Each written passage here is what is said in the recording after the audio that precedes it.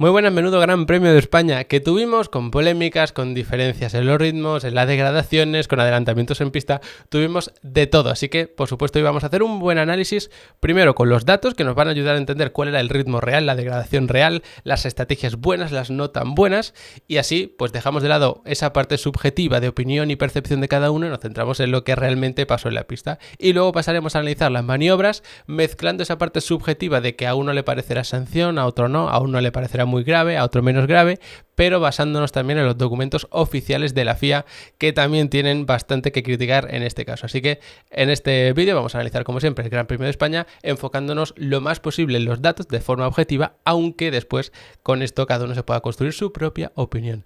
Y antes de empezar, como siempre, no lo puedo evitar, os tengo que mencionar Level Up Academy, que para quien no lo conozca es mi academia personal. Es una academia que funciona con una única suscripción. La idea es, en vez de venderos cursos de forma individual que valgan pues 100, 300 euros, es una única membresía, entonces os podéis dar de alta en el momento que queráis, la baja igual, o sea, no tenéis que pagar una matrícula la primera vez que os apuntáis, no tenéis un tiempo de permanencia mínimo, nada de eso.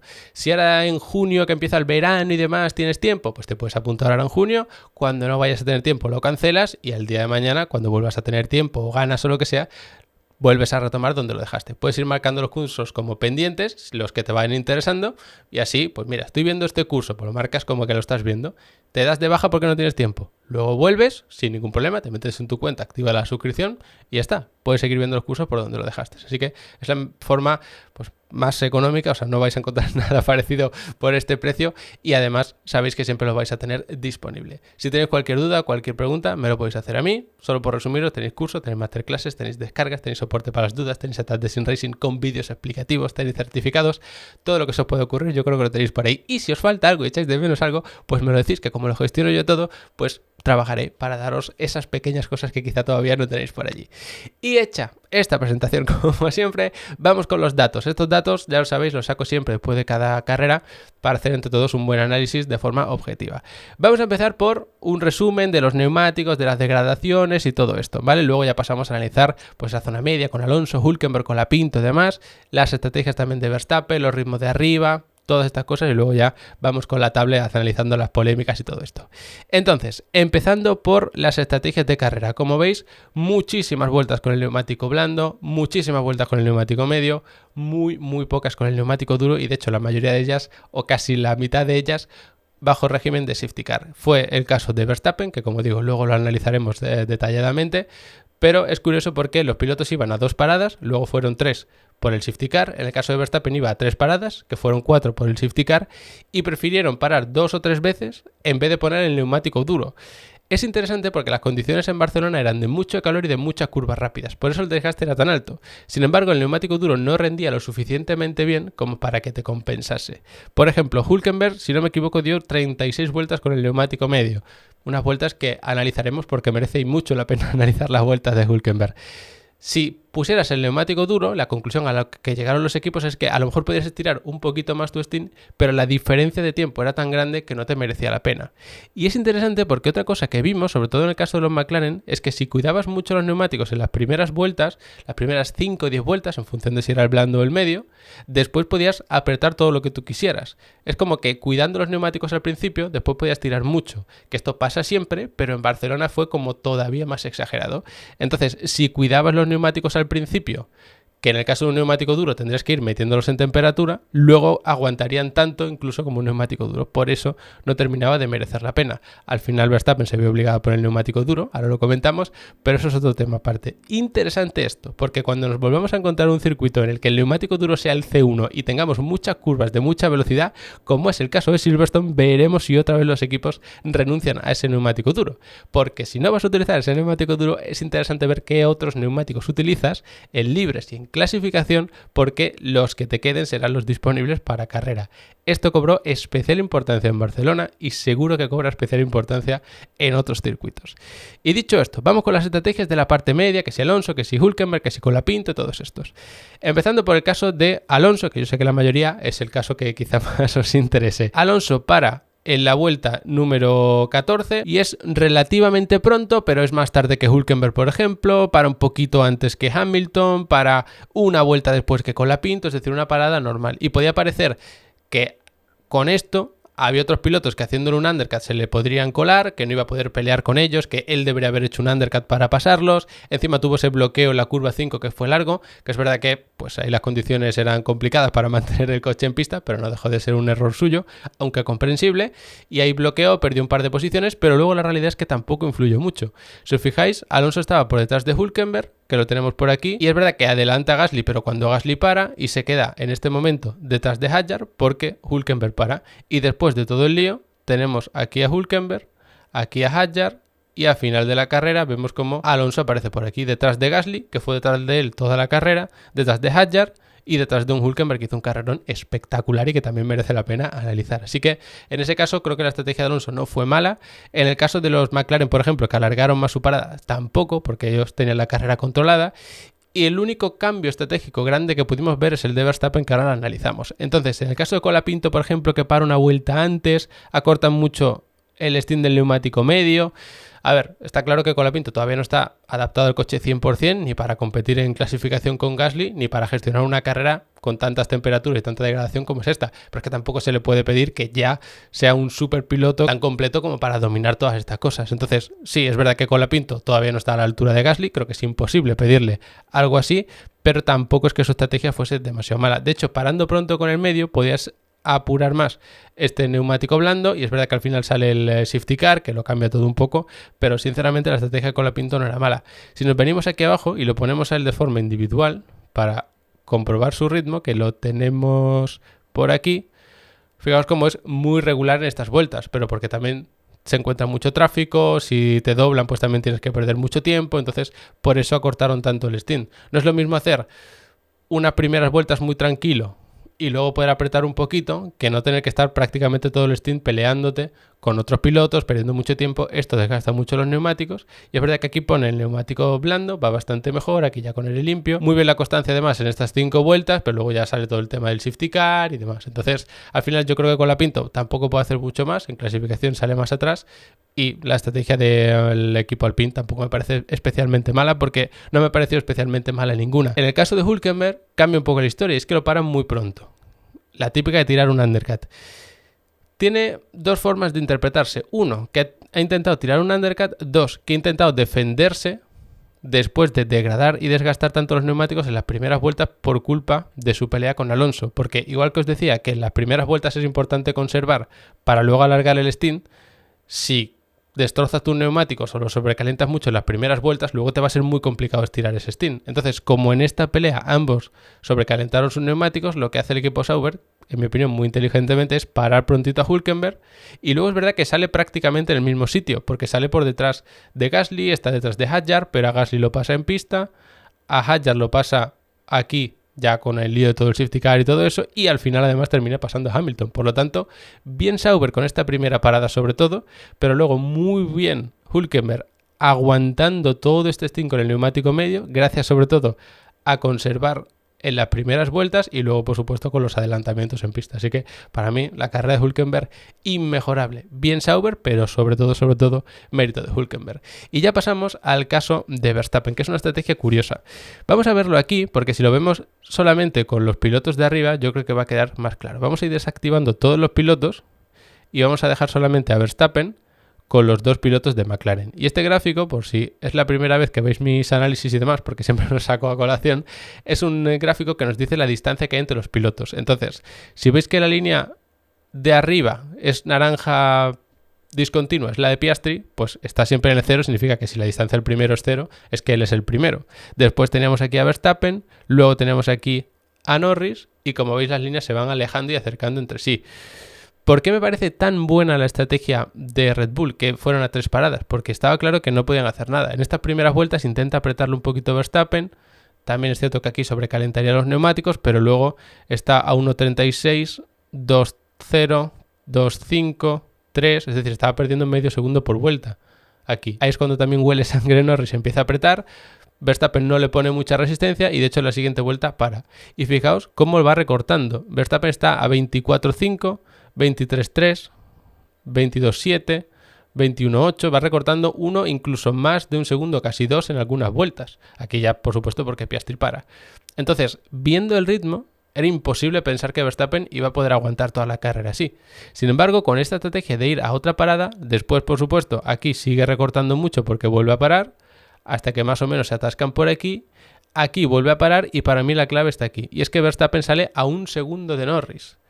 Sabiendo la diferencia de ritmo que había, que podía estar incluso de forma estable en unas 3 décimas, 2 décimas o así, que en la vuelta 50 Verstappen estuviese a 1 segundo, lo que significa que si un poquito más de tráfico para los McLaren, un pequeño error de haber parado una vuelta más tarde, cualquier mínima cosa, le hubiese permitido a Verstappen luchar por la segunda posición en la vuelta 50, que no es lo mismo que en la vuelta 1, por supuesto, creo que esto ya es prueba suficiente de que la estrategia de Red Bull era muy buena. El problema viene que después ponen un neumático duro al final. Y es un problema porque ya no le quedaban más neumáticos. Verstappen tenía un neumático duro, un neumático medio, un neumático blando nuevo, que es el que utilizó, y 3 neumáticos blandos usados. Ya solo le quedaba un neumático blando usado que estaba igual de usado que él ya llevaba puesto, eran unas 8 vueltas, y el neumático duro que nadie lo quería bajo ningún concepto. Entonces, yo entiendo que después de ver el Gran Premio parece que lo fácil era dejar a Verstappen en pista porque si todos paran y él no, se pone primero y ahí intentas aguantar. Pero claro, vas a intentar aguantar con un neumático de 8 vueltas, sí, que no parecen muchas, pero en un circuito en el que la degradación era muy alta. Y fijaos cómo son estas 8 vueltas de ese neumático, apretando muchísimo desde el principio, llega a hacer un 17-1 y además con tráfico de los doblados, intentando pelearse ahí en pista con ellos. Entonces no es lo mismo tener 8 vueltas de neumático limpias, por así decirlo, que tener 8 vueltas de neumático como eran las primeras de McLaren que iban conservando. Entonces te ves en una situación de que no hay una buena decisión, tienes que ir a la menos mala, el neumático duro o quedarte con el blando, porque parar, salir por detrás para poner un neumático que está exactamente igual o muy parecido, pues no tendría sentido. Y sinceramente, pensar que Verstappen podría haber ganado la carrera con ese neumático tan usado me parece muy optimista, porque los de McLaren sí pusieron un neumático blando usado, pero muy poco. Entonces, sabiendo que ya de por sí tenían más ritmo y que encima el neumático estaba en mejores condiciones, pensar que Verstappen iba a poder aguantar 6, 7, 8, 10 vueltas con ese neumático a los McLaren me parece una locura. De hecho, intentando aguantarles, podrías sobrecalentar más los neumáticos, te los cargas más y luego llega pues un Leclerc, un Russell y todo esto. Así que yo entiendo que la decisión no parece la mejor. También tienes que tener en cuenta que sale un safety car y no sabes cuánto tiempo va a estar en pista, porque si hubiese aguantado a lo mejor 2 vueltas menos el safety car, quizá el neumático duro no hubiese sido tan malo y a la gente con el blando se le hubiese hecho demasiado larga la carrera. Eso no se puede saber. Entonces, con la situación que había en ese momento, no podemos saber qué hubiese pasado si Verstappen hubiese mantenido ese neumático, pero es cierto que luego Verstappen destroza su carrera. Es decir, podemos estar de acuerdo o no en que la estrategia de Red Bull hizo que perdiese las opciones pues de pelear por la victoria, por el segundo o incluso por el podio.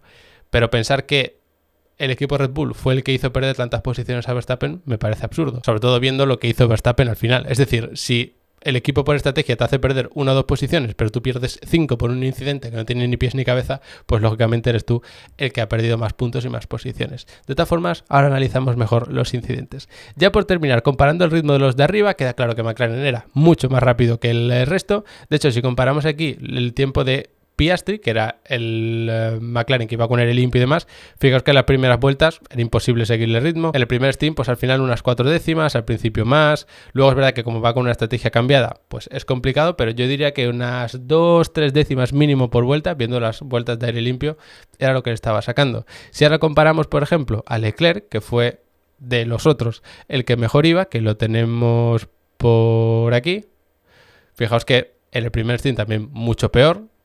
Piastri se gana, por supuesto, ese aire limpio y lo va aprovechando.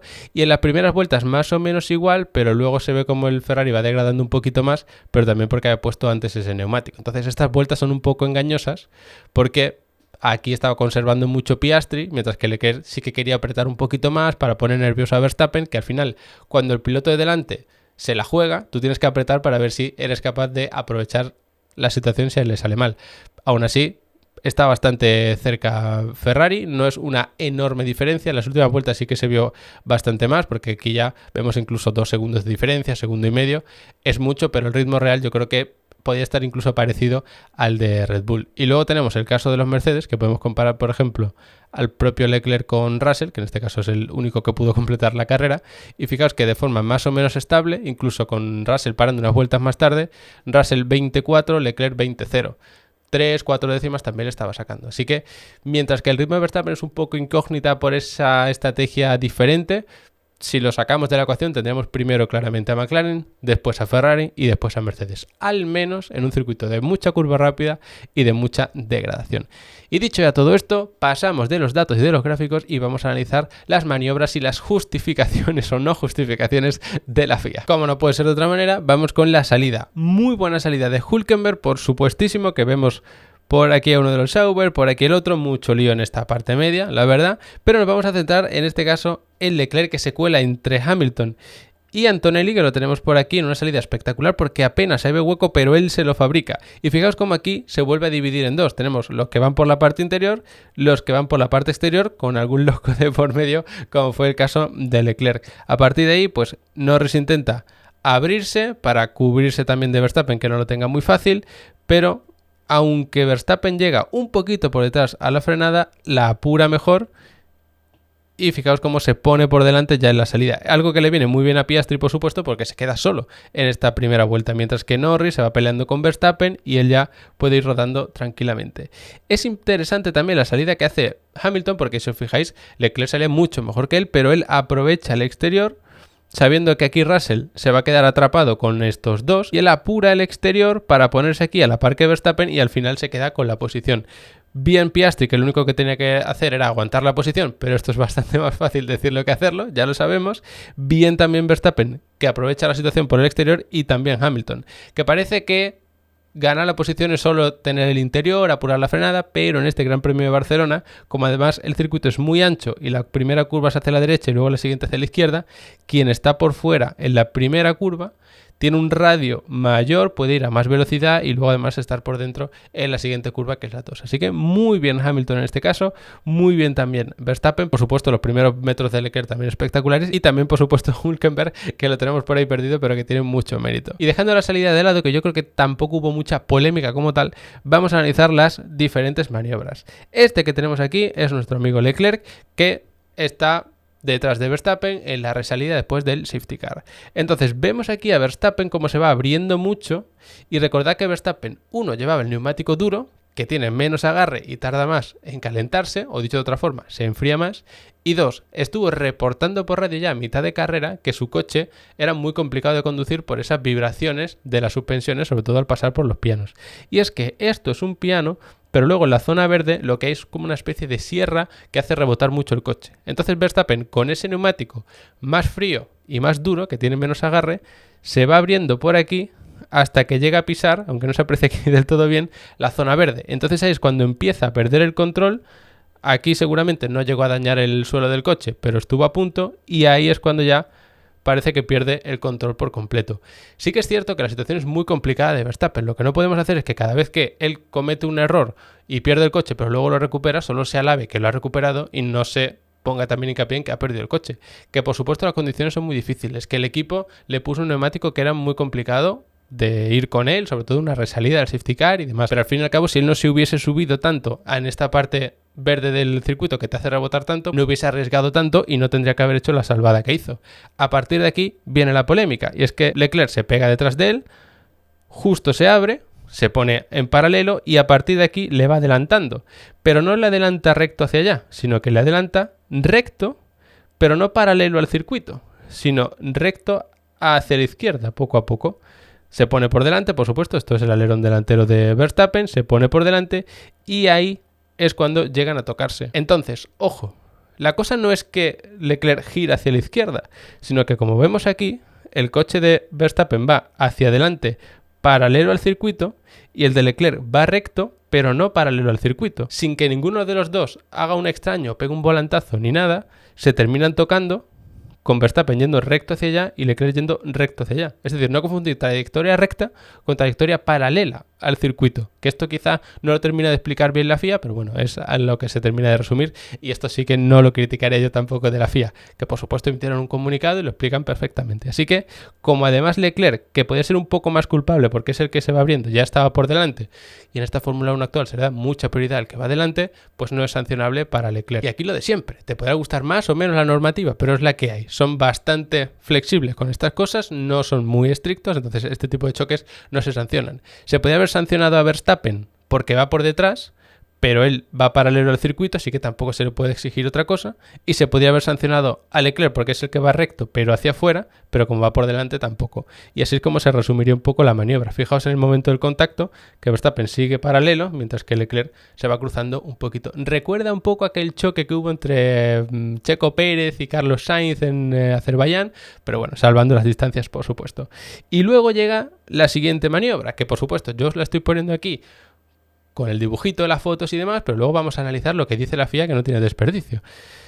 Llegan a la primera frenada. Leclerc está por delante, por supuesto, Verstappen muy cerquita, y aquí está Russell intentando aprovecharse del rebufo de ambos. Y en vez de quedarse aquí apurando frenada, lo que hace es abrirse. Fijaos que aquí está la marca del 150 y se frena en la marca del 100 o incluso pasada esa marca del 100.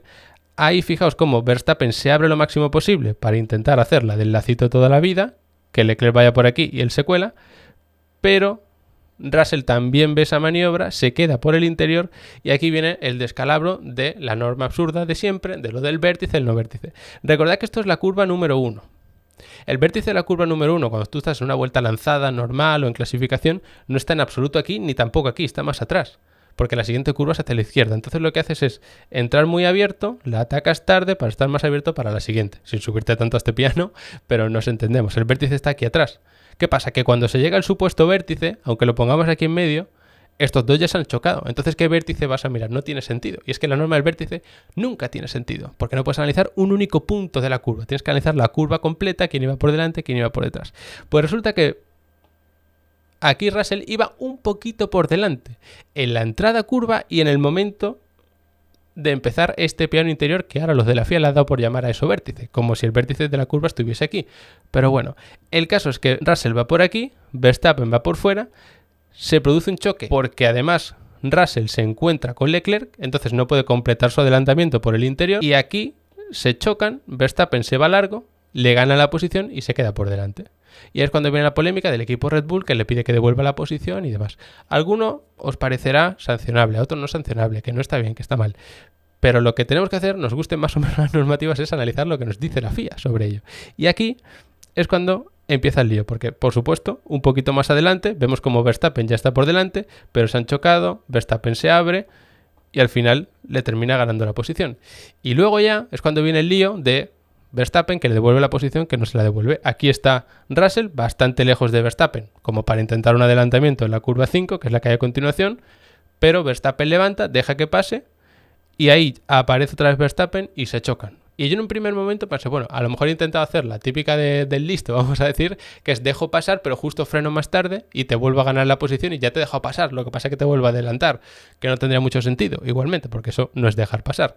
Pero luego, si miramos las cámaras desde fuera, aquí vemos a Russell, aquí vemos a Verstappen, por supuesto, queda claro que Verstappen deja pasar a Russell, ahí no hay ninguna duda por la distancia que hay, pero fijaos que cuando llegan a la frenada y se produce el momento del toque, la distancia que hay entre Verstappen y el piano interior. Si tú intentas hacer la de te dejo pasar y luego freno más tarde y te vuelvo a adelantar, lo normal es cubrirte el interior y pegarte a este interior. Es una curva que no se ataca aquí, por supuesto, es una curva que se ataca por el vértice por aquí y demás, pero si estás en adelantamiento te tiras al interior.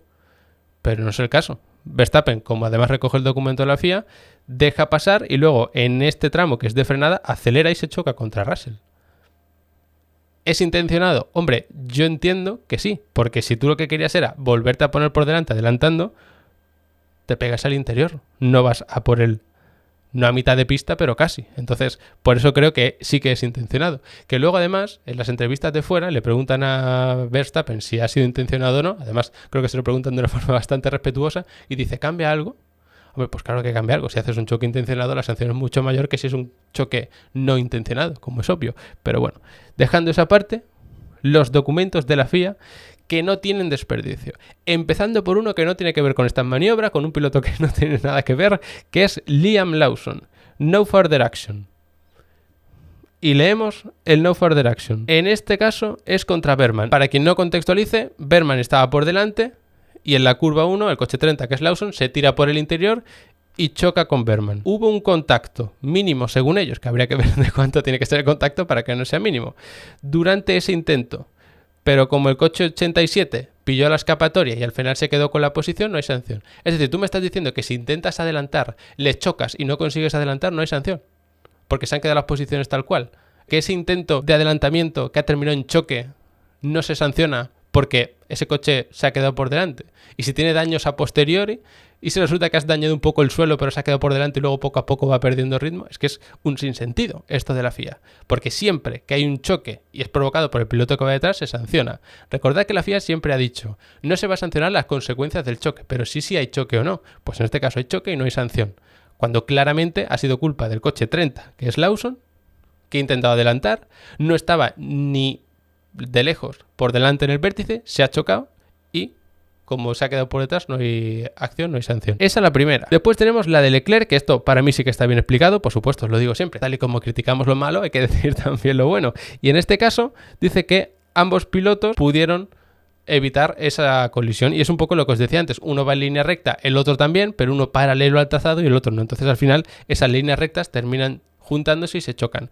El coche 16 estaba por delante, el coche número 1 estaba por detrás. Por una parte es más culpa de uno, por otra es más culpa de otro y al final se deja como incidente de carrera y yo personalmente creo que está bien porque ya digo, los dos coches iban como poquito a poco el uno contra el otro.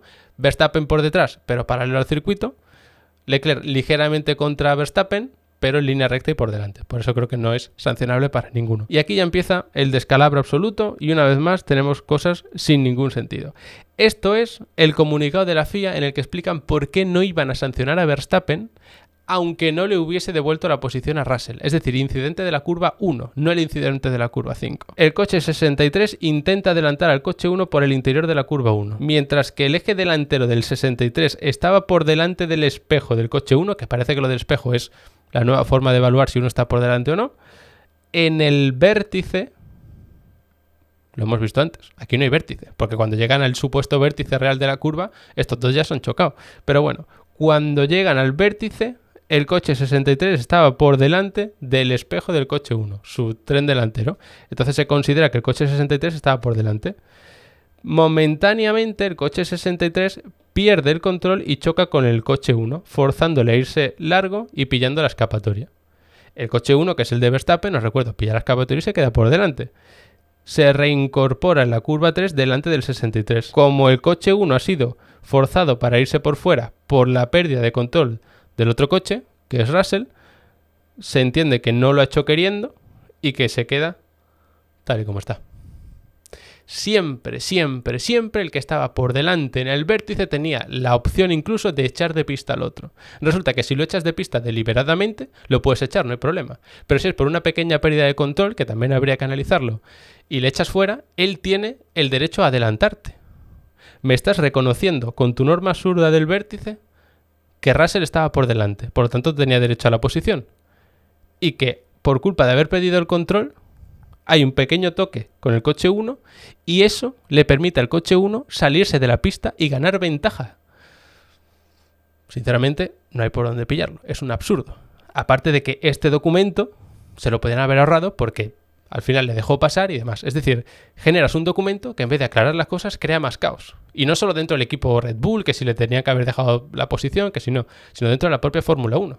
Porque me estás diciendo que si deliberadamente te echo de pista está bien, pero si tengo una pérdida de control, tú tienes el derecho a ganarme la posición yéndote por fuera de la pista. ¿Qué sentido tiene? A partir de ahí hay algunos que dicen, pues Red Bull qué mal, que obliga a Verstappen a devolver la posición. Y yo sinceramente ni estoy a favor de Red Bull, ni estoy en contra, ni digo que esté bien ni que esté mal. Solo digo que intentar predecir cuál va a ser la decisión de la FIA en maniobras como esta me parece una utopía inalcanzable, porque es imposible. No puedes predecir, después de todas las carreras que llevamos, que esta maniobra de Verstappen saliéndose fuera de la pista y aun interpretando la FIA que estabas por detrás en el vértice, te van a permitir quedarte por delante. Entonces el equipo Red Bull decide devolver la posición o decirle a Verstappen que devuelva la posición y yo creo que para evitar un mal mayor, porque si te ponen 10 segundos de sanción te vas a ir muy atrás y vas a perder muchas posiciones y devolviendo la posición a Russell como mucho te pierdes esa posición. Así que eso por ahí. Y luego tenemos además el incidente en el que Verstappen choca deliberadamente contra Russell. No se dice tal cual y es curioso porque en el Gran Premio de Mónaco, según ellos, la radio de Russell, la que decía que prefiere sanción que devolver posición, demostraba que se había saltado a la chicane adrede. Y eso es falso, eso es una falacia. Porque tú puedes saltarte la chicane sin querer porque te han forzado y una vez que estás por delante decir, mira, como me han forzado, la sanción va a ser menor, prefiero quedarme por delante. Que eso demuestra algo es un absurdo. Pues para ellos eso lo demostraba. Pero es que ahora no dicen que haya nada que demuestre que Verstappen pues ha querido chocar adrede, ni mucho menos, cuando yo creo que es bastante claro. Porque ellos además te ponen el coche número 1, repentinamente acelera y choca al 63. La colisión fue indudablemente causada por el coche 1. No te dicen que fue un choque deliberado, ni mucho menos. No te dicen que como se dejó 1 metro con la parte interior del piano, eso ya indica que no quería adelantar, sino que lo que quería era chocar con el otro. No, te dicen que es su culpa y eso está claro. No te dicen que es un choque deliberado, te dicen que es un choque provocado por él, que puede ser por negligencia, digamos. En fin, lo de la negligencia, de errores, adrede y demás, un caos todavía más grande después de este Gran Premio de Barcelona. Y al final le pone 10 segundos de sanción, que es la sanción mínima, y por lo menos 3 puntos en la superlicencia en vez de 2, que es la base. Pero sinceramente, esta sanción a mí me parece insuficiente. Hay quien dice que le tenían que haber echado bandera negra, quizás sea mucho, no lo tengo del todo claro, pero lo que sí que tengo claro es que 10 segundos de sanción son muy, muy pocos. Al menos le han puesto los 3 de superlicencia, que ya digo, también podrían haber sido más, porque chocar adrede me parece bastante grave en la Fórmula 1 actual. Hay quien dice que esto es el carácter del campeón, que esto es tal. Para mí, sinceramente, eso no controla las emociones, porque uno, estaba enfadado con el equipo por decirle esto, y 2, estaba enfadado con Russell porque había sido el que le había adelantado, y 3, estaba enfadado por el equipo por la estrategia que le había puesto, cuando el equipo le puso una estrategia durante toda la carrera que le permitió competir contra los McLaren cuando por ritmo iba a ser imposible. Así que Verstappen, capaz de lo mejor y lo peor. Para quien vaya a criticar y tal cual, yo siempre he dicho que es el piloto más rápido que tenemos en la parrilla actualmente, pero si te dejas muchos puntos por el camino por no ser capaz de controlar tus emociones, lógicamente luego quizá lo pagues caro. Todos tienen sus más y sus menos, son personas, al fin y al cabo, que nadie idolatra a los pilotos, que sí tienen un talento brutal y hacen cosas que muy poca gente podría hacer, pero no son perfectos, como podéis ver. Así que, dicho esto, recordaros que os podéis pasar por Level Up Academy los que queréis aprender más de automovilismo, que también tenemos cursos y masterclasses sobre documentación técnica y deportiva de competiciones, de Fórmula 1 y todo esto. Y nada, espero que os haya resultado interesante el vídeo analizando este Gran Premio de España y nos vemos muy prontito.